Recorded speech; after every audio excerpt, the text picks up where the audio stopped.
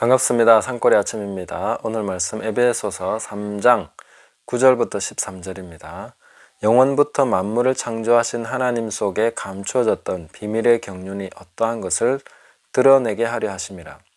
이는 이제 교회로 말미암아 하늘에 있는 통치자들과 권세들에게 하나님의 각종 지혜를 알게 하려 하심이니 곧 영원부터 우리 주 그리스도 예수 안에서 예정하신 뜻대로 하신 것이라. 우리가 그 안에서 그를 믿음으로 말미암아 담대함과 확신을 가지고 하나님께 나아감을 얻느니라. 그러므로 너희에게 구하노니 너희를 위한 나의 여러 환난에 대하여 낙심하지 말라. 이는 너희의 영광이니라. 아멘. 이 말씀을 읽으면서 내용이 참 너무 어마어마하다 하는 생각을 하게 됩니다. 사람이 정말 형언할 수 없는, 말로 설명이 안 되는 그런 내용들이구나 하는 것을 굉장히 좀 심각하게 깊이 느끼게 됩니다.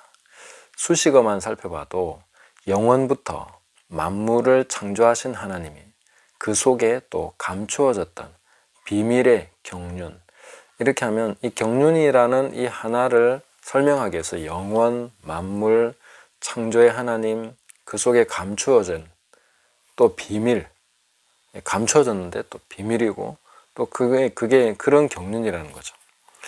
정말 대단합니다. 그래서 저는 이것을 다 설명할 자신도 없고 그런 능력도 없습니다. 그런데 중요한 것은 이 경륜의 핵심이 바로 교회다. 이렇게 우리가 문맥을 쭉 살펴보면 교회가 바로 이 중간에, 이 중심에 있구나 하는 것을 알게 됩니다. 하나님이 창조하시기 전부터, 영원부터 계획하시고 또 경영하시면서 이 모든 일들을 진행해 오신 그 중심에는 바로 교회가 있다 하는 것입니다. 그리고 그 교회로 말미암아 하늘에 있는 정사와 권세들, 통치자들, 이들에게 하나님의 각종 지혜, 참 다양한 지혜라는 뜻입니다.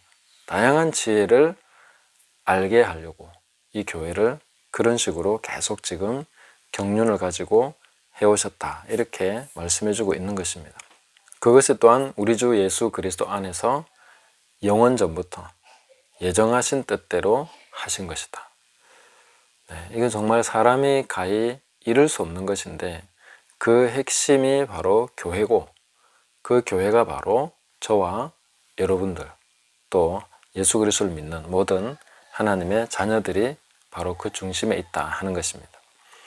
교회라고 할 때 우리는 항상 에클레시아, 그러니까 이 교회 건물을 생각하시면 안 되고 이제부터는 계속 에클레시아, 교회 본질, 그 사람들, 믿는 사람들, 하나님의 자녀들, 거듭난 하나님의 백성들, 이 교회를 항상 염두에 두시고 그걸 마음에 두시면서 성경을 읽어야 되겠습니다.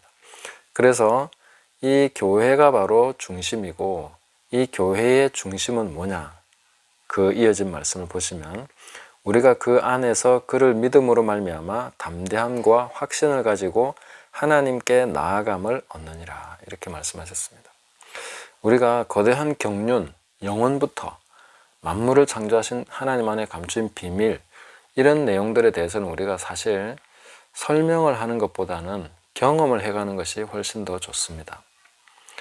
그래서 이 부분을 경험하고 교회인 우리가 중심인데 핵심이기 때문에 실제로 우리가 진리대로 살아가고 교회가 교회답게, 성도가 성도답게 이렇게 살아가면 이런 부분은 자연스럽게 경험되게 되는 것이라는 거죠. 아, 이게 바로 그 비밀이구나. 이게 바로 하나님의 경륜이구나.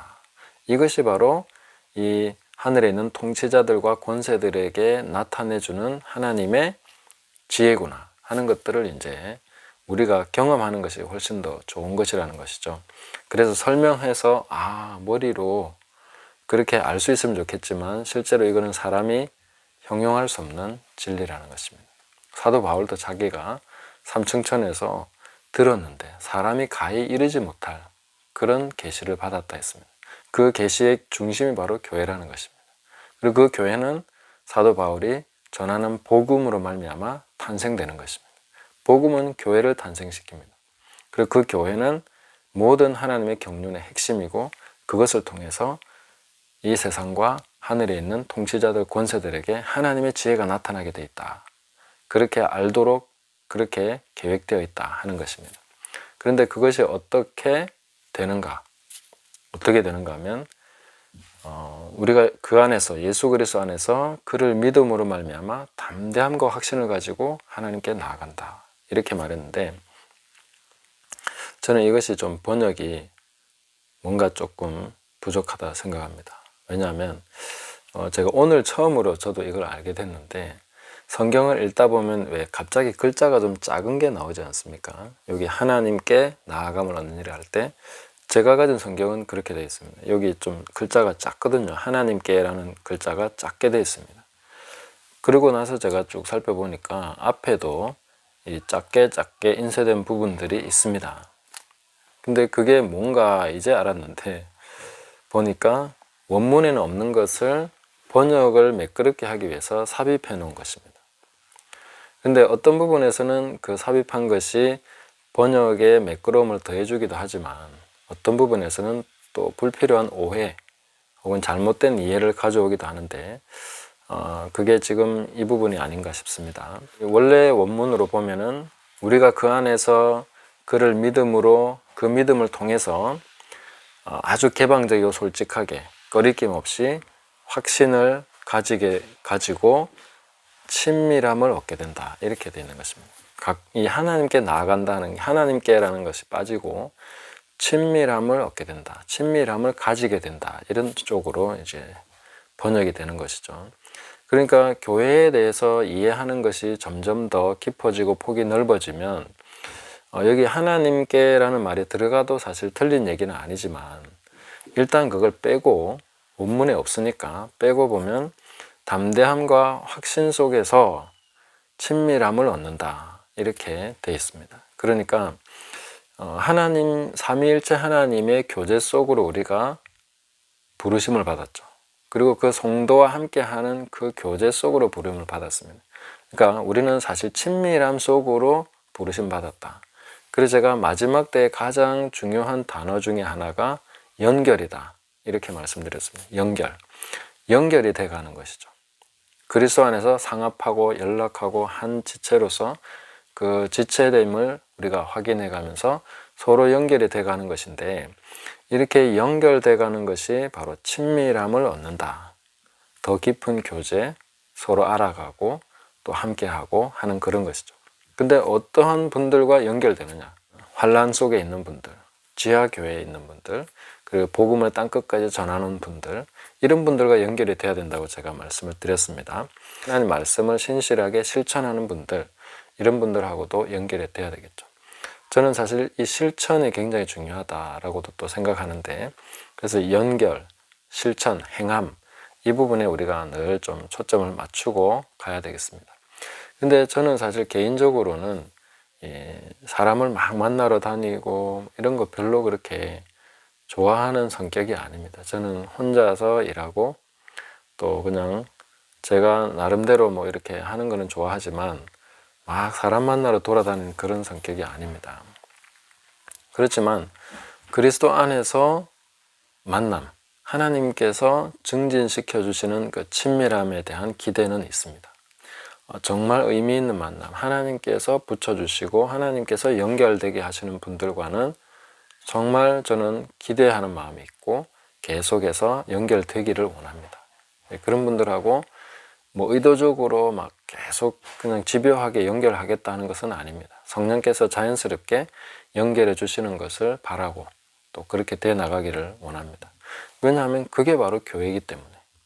교회라는 것이 우리가 이 지역 저 지역에 있는 그런 식의 교회도 물론 맞지만은, 그러나 하나님께서 성령 안에서 우리가 전 세계 교회, 그리고 이전 세대와 또 앞으로 올 세대가 다 하나의 교회이기 때문에 그 교회 안에서 우리가 친밀함이 증가되거나 계속해서 그 친밀함을 얻게 되는 이런 방향으로 나아갈 때에, 그걸 통해서 교회로 말미암아 하나님의 그 창세전부터 영원부터 경영하신 그 경륜이 나타나고, 또 하늘에 있는 통치자들과 권세들에게도 하나님의 각종 지혜, 정말 다양한 사람이 상상할 수 없었던, 그리고 하늘에 있는 통치자들과 권세들도 예상치 못했던 그런 것들, 놀라워할 수밖에 없는 그런 지혜가 나타나게 된다 하는 것입니다. 저는 이 말씀을 준비하면서 또 하나님께 질문을 해봤습니다. 그런 교회가 어디 있습니까? 우리가 이런 모델을 어디서 찾을 수 있습니까? 근데 앞으로 나타날 교회다 이런 마음이 들었습니다. 계속해서 하나님께서 경영해가고 계시니까 그 경륜이 지금 진행되어 가고 있는 것이죠. 사도 바울이 그것을 위해서 그 한평생을 들여서 복음을 전하면서 나아갔고, 또 계속 그 이후에 많은 신실한 주님의 종들이 이것을 위해서 헌신하며 복음을 전하고 지금까지 왔습니다. 오늘날 우리는 또 우리 시대에 하나님께서 행하실 그 경륜을 바라보면서 그 경륜 속에서 우리도 달려가야 되는 것이죠. 저는 이것이 어렴풋이 제가 뭔가 좀 감이 오긴 오지만은 정말 설명이 안 됩니다. 이거는 사실 해설이 잘 안 되는 것 같습니다. 근데 뭐 자연스럽게 이것저것 막 얘기하다 보면 서로가 좀 감을 잡는 이런 거는 있을 수 있겠지만, 이게 실체가 어떤 것이다 하는 것을 정확하게 설명하는 것은 가능하지 않겠다는 생각이 듭니다. 그래서 사람이 가히 이르지 못할 그런 말을 들었다라고 했지 않겠나 싶고요. 우리가 복음을 위해서 살아가고 이런 분들과 연결돼 가고 그러다 보면 그 친밀함 속에서 이런 경륜에 대한 느낌, 아 이거구나 하는 것을 보게 되지 않겠나 싶습니다. 그리고 저는 이것을 위해서라면 사도 바울이 그렇게 고백한 것처럼 나의 생명을 조금도 귀한 것으로 여기지 아니하노라, 이 고백을 꺼리낌 없이 할 수 있을 것 같습니다. 이 교회를 위해서, 이것을 위해서라면 그렇게 할 수 있겠다 하는 그런 생각이 듭니다. 남은 생애를 이걸 위해 살아도 전혀 아깝지 않다. 그리고 당장 이것을 위해서 내가 뭔가 들여서 이루어지는 것이 있다면 생명까지도 전혀 아깝지 않다 하는 그런 생각이 듭니다. 그래서 우리가 하나님 앞에서 이 중심에 바로 우리가 있다. 그래서 자신을 귀하게 여기시기 바랍니다. 하나님께서 정말로 귀하게 여기시고 이 경륜의 핵심이 바로 저와 여러분, 하나님을 믿는 자녀들입니다. 그래서 스스로를 작게 여기지 마시고 이 경륜 안에서 우리는 굉장히 중요한 그런 포인트에 있다는 것을 기억하시면서 우리 속에서 하나님이 이루어 가시는 그 일들을 우리가 정말 기쁘게 감사함으로 받아들여야 될 것이고, 모든 영계의 관심이 바로 우리들에게 쏠려 있습니다. 교회의 모든 것이 집중되어 있습니다. 하늘에 있는 존재들, 천사들도 다 여기에 집중되어 있습니다.